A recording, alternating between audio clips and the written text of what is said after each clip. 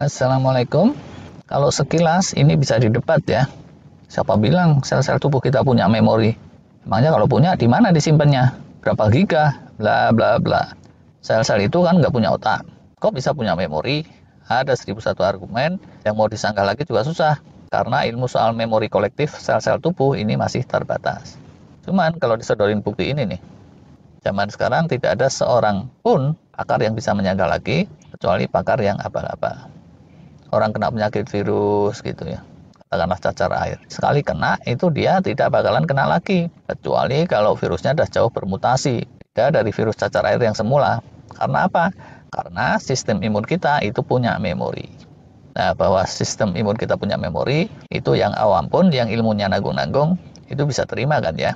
Dan ini sudah dibuktikan secara ilmiah ujung ke ujung, dan kemudian itu menjadi preasumsi dasarnya dari vaksinasi. Karena realitanya ya memang itu, sistem imun kita itu punya memori.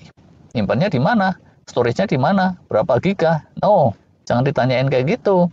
Karena tentu memorinya itu tidak sama dengan memori otak. Dan apalagi sama memori komputer jangkrik kalian itu beda jauh.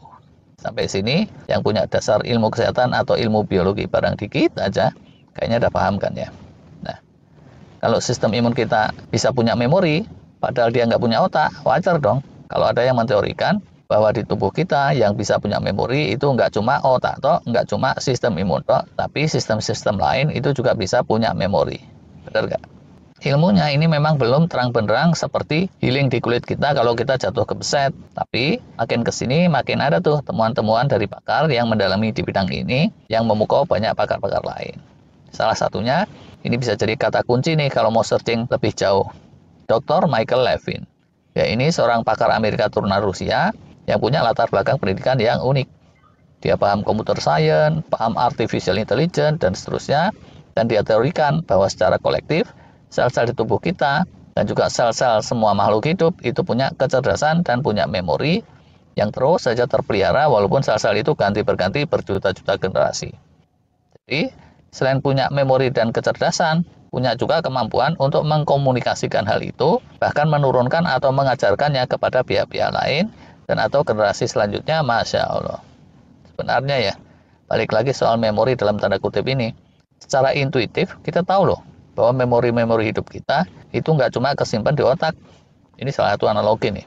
Mian dan Muin, saudara kembar. Dua-duanya suka musik. Yang satu mainnya drum, satunya jago dan intensif main gitar. Itu Muin ya, yang jago gitar, jemarinya sampai kapalan loh. Sedangkan Mian yang drummer, dia jagonya adalah mensinkronisasi koordinasi tangan-tangan dan kaki-kakinya. Tahun-tahun berlalu gitu ya. Nggak lagi main musik tapi kerja kantoran biasa. Kalian musiknya itu seakan-akan hilang kan ya, tapi nggak hilang total. Begitu memasuki masa pensiun, Mian dan Muin saat membentuk grup band lagi bersama para pensiunan, bisa cepet banget tuh. Yang mudanya gitaris, bisa jago gitar lagi, bisa kapalan dan keras lagi ujung-ujung jarinya. Jauh lebih cepat dibandingkan dengan pensiunan lain yang baru pegang gitar setahun setelah pensiun. Demikian pula, walaupun seumur hidup sama-sama belum pernah belajar sepeda, Muin yang jago ngedram ternyata bisa lebih cepat, lebih jago dalam belajar goes daripada kembarannya disebabkan karena mudanya dulu dia intens main drum yang menuntut koordinasi tangan, kaki, dan otak. Singkat cerita, ini membuktikan bahwa kepandaian dan memori kolektif yang dibilang oleh Dr. Levin itu adanya nggak cuma di otak kita dan di sistem imun kita, tapi bisa ada pada diri kita keseluruhannya. Uniknya, Dr. Levin itu tidak sekedar menteorikan, tapi dia juga bisa bikin pembuktian-pembuktian. Dan atas, banyak pakar lain memanfaatkan teori-teori dan bukti-bukti yang dia sodorkan untuk penelitian lanjutan. Kemarin ya, saya dengar sharing dari pakar anti-mainstream yang lumayan vokal tuh. Namanya ini bisa jadi kata kunci lain untuk yang anti-mainstream.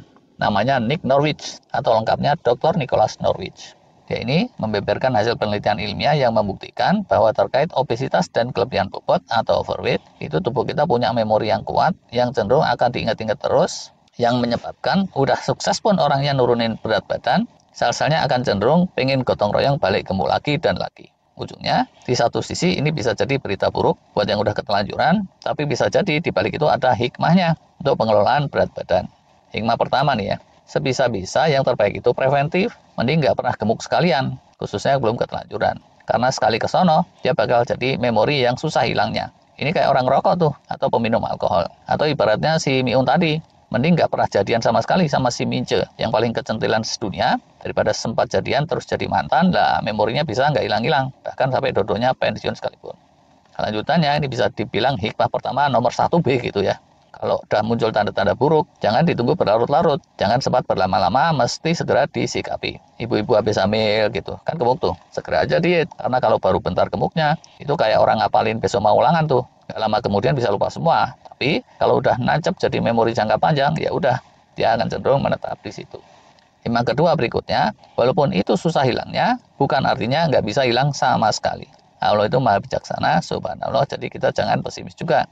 Kayak kapalan di jemari gitaris itu kan ya. Kalau lama gitu nggak main gitar, ujungnya ya kapalan itu hilang. Karena selain punya memori bergitar dan satria bergitar, jari itu juga punya memori lain yang sama kuat, bahwa saat dia imut-imut, belum main gitar, itu kan jemarinya halus mulus gitu kulitnya. Dan itu tuh enak. Hikmah ketiga, ini buat yang pada ngatur strategi penurunan berat badan nih, dan pengecilan lingkar perut, melengkapi bahasan yang kemarin. Kalau kalian ingin nurunin bobot atau lingkar perut, janganlah berpikir cuma di situ toh, terus selesai. Tapi pikirkanlah sekalian gimana cara mengikis memorinya dari sel-sel tubuh. Kalau memorinya enggak kesentuh, udah sedot lemak besar-besaran ngabisin puluhan juta pun, bentar aja singset itu ujungnya, iya loh, balik aja melar lagi dan lagi. Siasat lain, kalau bisa munculin kembali memori yang lebih awal, karena biasanya tuh ya, walaupun di masa dewasanya itu jumbo gede banget, pas mudanya dulu kan pernah langsing. Nah, ini para pakar mungkin mesti bantuin nih, cari metode gimana caranya memunculkan kembali memori yang lebih awal saat masa muda yang langsing itu, agar tubuh kita pengennya bergotong royong mengenang kembali kenangan indahnya yang di situ. Kayak si kembar tadi tuh, mantannya ada dua, selain si Mince yang kecentilan, ada lagi Maimunah yang teman waktu SMP kelas 1, yang soleha dan pinter ngaji. Lah, daripada mengenang si Mince, kan lebih bagus yang diinget-inget itu solehanya si Maimunah. Enggak juga ding ya, kan dua-duanya udah mantan. Udah pada tuir pula. Benar ya, fokus saja pada jodoh yang sudah dipilihkan oleh Allah, yang kebetulan namanya berawal juga dari huruf M, Martiem. Oh alah, yem. Hikmah lain lagi, itu strategi dan jurus yang dipraktekin akan cenderung jitu kalau dia itu drastis. Contoh nih, yang extended fasting kelas berat tentu akan lebih jitu daripada intermittent fasting yang kelas sedang. Sama kayak gitaris tadi, biasa tiap hari main 10 lagu, kalau dikendorinya nanggung, kapalan di jari-jari lebih sulit hilang kan ya. Nah, lanjutannya dari itu, kalau berhasil dimunculin new normal, keadaan baru, itu mesti dijaga ketat supaya durasinya itu cukup lama. Jadi memori baru deh memori lamanya bisa menyingsing. Sama dengan gitaris tadi, berhenti total pun sampai kapalannya hilang, tapi kalau baru bentar udah main gitar lagi, itu secepat kilat jemari kapalannya bisa muncul lagi. Sama aja dengan pelangsingan perut. Kalau baru sempat sebulan, yaitu selepas lebaran, tapi jurus fastingnya udah langsung dikendorin habis-habisan, yoyo diet yang kemarin itu jadi fenomena yang rata-rata. Tapi coba kalau berhasil diulur dan diulur terus, lebih panjang, itu bisa lebih menetap. Hikmah lain lagi yang perlu diingat, biarpun udah lewatnya lama banget, jangan dikira kenangan atau memori itu hilang blas dari tubuh kita. Secara laten, dia itu masih tetap ada. Sekali seseorang itu pernah gemuk, tubuhnya itu tahu akan ada kecenderungan untuk napatilas ke situ lagi. Jadi, yang pernah gemuk, apalagi yang pernah obesitas, itu mesti jauh lebih waspada daripada yang seumur hidupnya nggak pernah overweight. Dan kita ini mesti nyadar ya, yang kayak gitu bukan cuma dalam hal berat badan dan lingkar perut, yang lain-lain kebiasaan jelek, kayak gitu juga, hati-hati. Bisa fatty liver, asam urat, gula tinggi, gangguan jantung kardiovaskuler, hipertensi, pain nyeri pegel linu, radang batu ginjal, iritasi pencernaan, dan lain-lain macam-macam. Tapi kalau ini mungkin bukan sekedar faktor memori ya, bisa juga karena kerentanan, keringkihan, atau vulnerability. Tulang yang udah pernah patah, itu memang jadi lebih gampang patah lagi kan ya, terkecuali kalau di treatment secara khusus. Terakhir nih ya, kalaupun yo-yo diet itu terjadi, udah nurun naik lagi, itu tetap berkah loh, tetap rezeki, yaitu kalau dibandingkan sama yang nggak pernah bisa turun sama sekali. Oke lah, kalau ada yang mau nambahin sharing, silakan aja ditulis di kolom komentar. Terima kasih.